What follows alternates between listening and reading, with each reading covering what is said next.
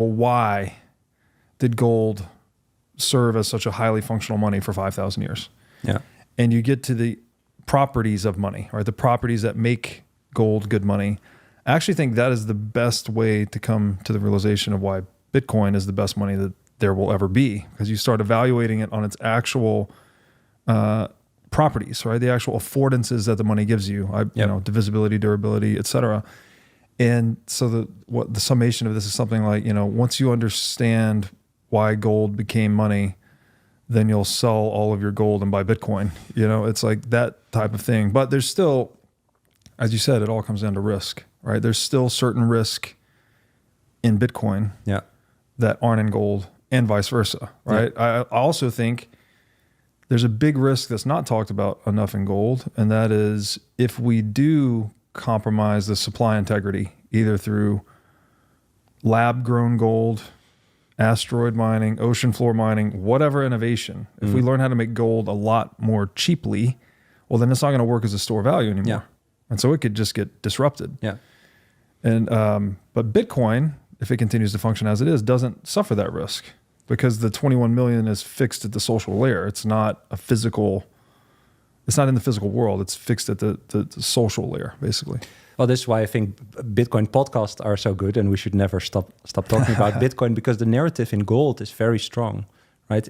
If you want to verify gold, you need like 3 machines. You need to drill in it, right? You need chemicals, you need all these things. And I think that's a very rational, I almost want to say like argument against gold, or gold being inferior to Bitcoin. Mm-hmm. But it seems like that argument isn't really that strong for people that are proponents of gold, right? And what I love so much about Bitcoin is that everything is verifiable. It's not only talk, right? It's also the walk. Yes, yeah. And I think that is eventually what we should keep talking about, is that part of Bitcoin. It's not, you know, it's not a better money because you say so or I say so. I always also say on my podcast, like, please don't believe me or believe the person that I'm talking to. Like a conversation like this is an invitation to people listening to figure it out for themselves. Absolutely. And they can, right? And I think that's the difference with gold or any other thing. It's just like, 2 weeks ago, I talked to a guy who sold his company a few years back, has a lot of money, and we talked about Bitcoin. He didn't have any Bitcoin, so I said, well, what are you doing to protect your wealth? And he's like, yeah, I'm really big into real estate. And then I said, okay, maybe this is a stupid question, but why? And he was silent. He thought for a very long time. He said, I actually don't really know. It's because other people are doing it. I said, okay, imitation. But how do you feel? How do you feel about it? Like, is it fun, nice, or does it give you a headache, or do you sleep better at night? Because Bitcoin makes me sleep better at night. And he was very intrigued by that, because he said, I do have a lot of headaches.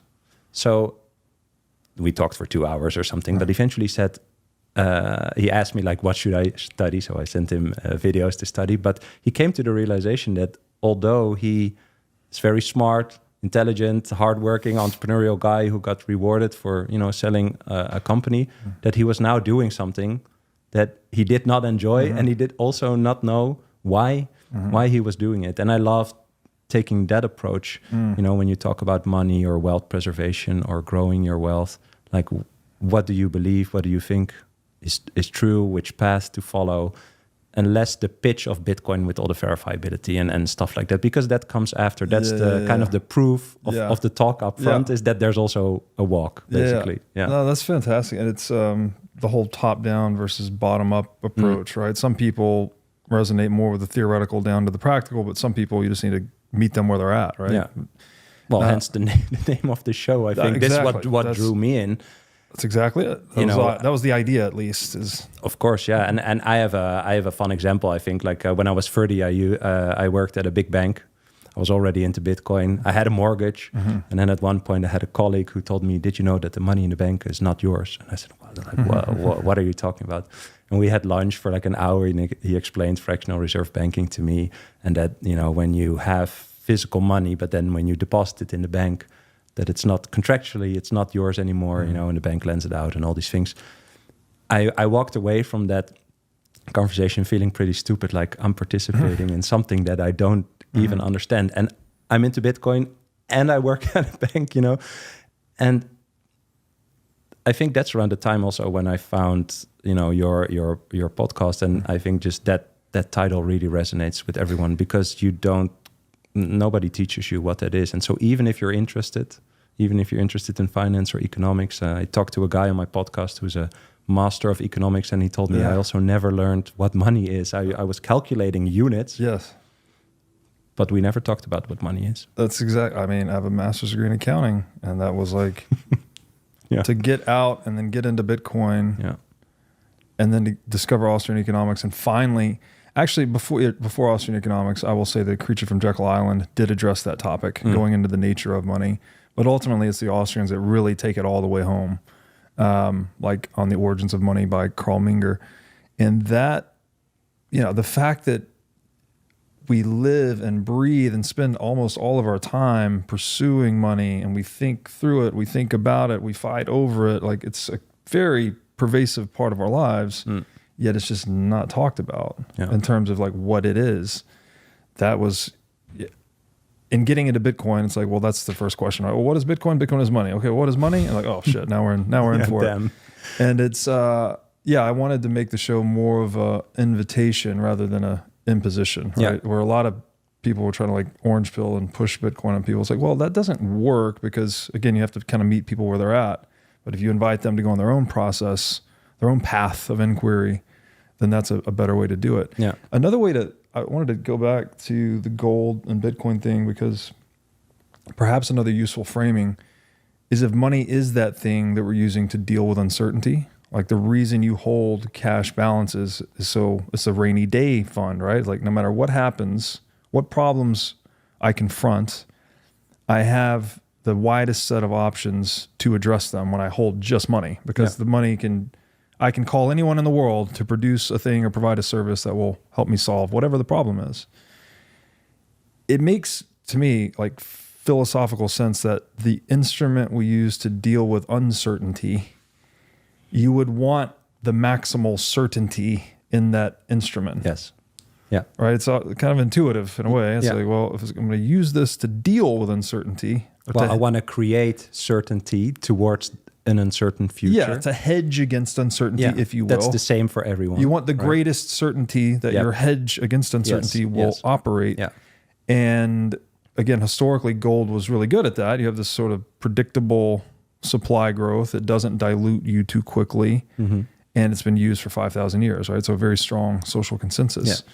But that pitch is really good. That proposition is really good, yes. But again, looking at Bitcoin through that same lens, it's like you finally have perfect predictability in terms of the supply. You know exactly how much Bitcoin is issued, will ever be issued.